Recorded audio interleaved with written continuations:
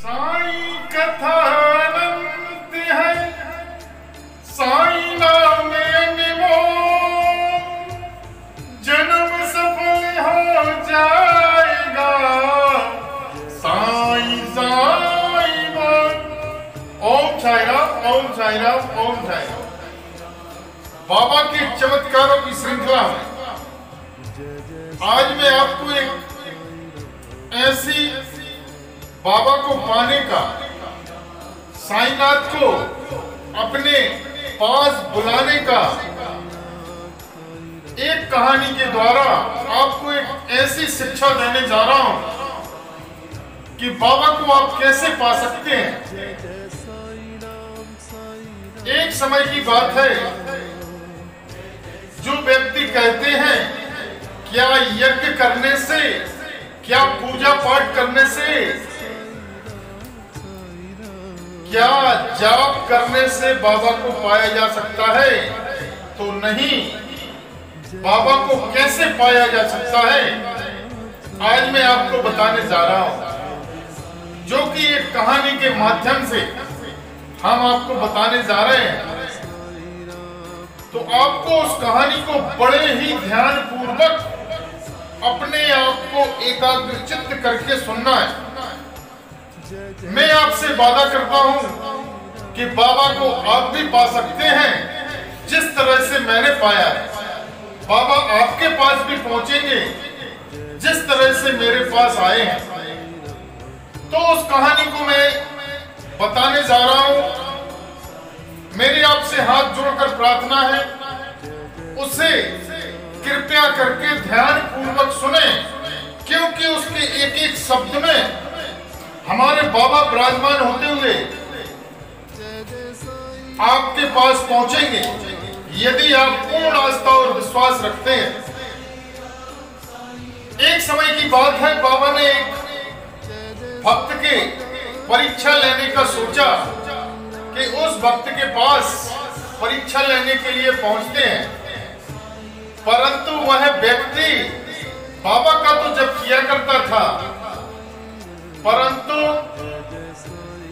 कुछ व्यक्तियों के बताने पर कि यज्ञ हवन जाप करने से ईश्वर को पा सकते हैं, ऐसा नहीं है।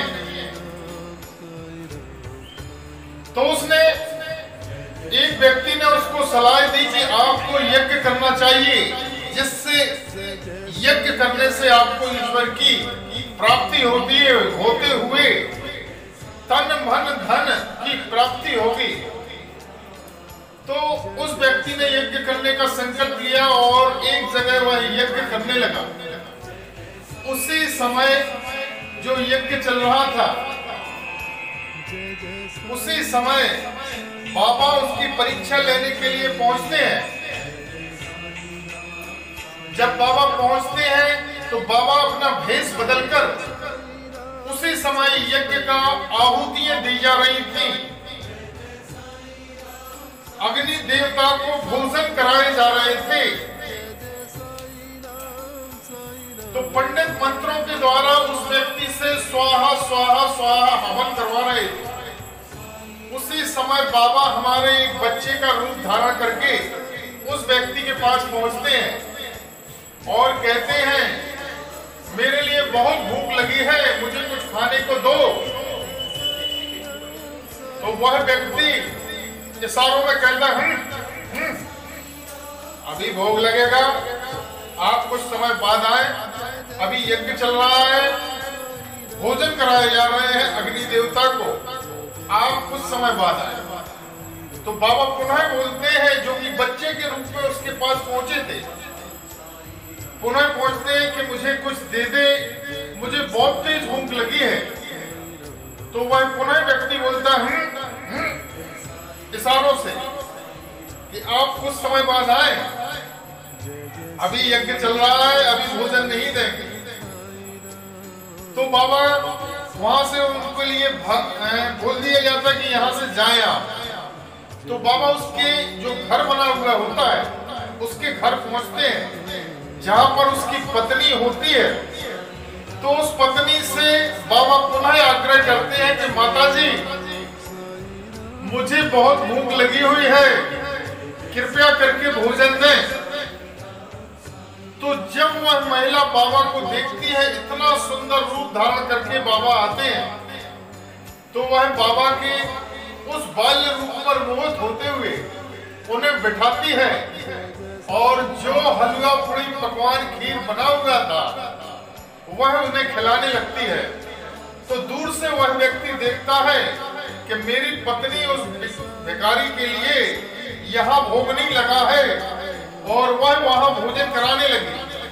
तो वह दूर से ही अपनी पत्नी को डांटते हुए बोलता है कि अभी मत कराओ, मैं देखता हूं तेरे लिए, इशारों से बोलता है।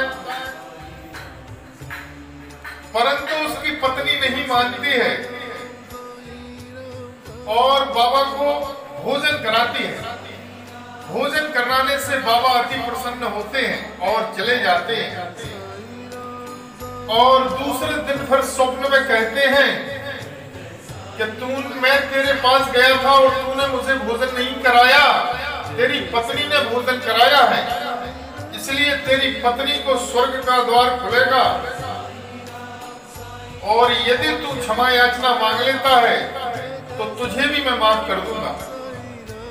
तो यज्ञ जब तप कराने, पूजा पाठ करने से ईश्वर की प्राप्त नहीं किया जा सकता।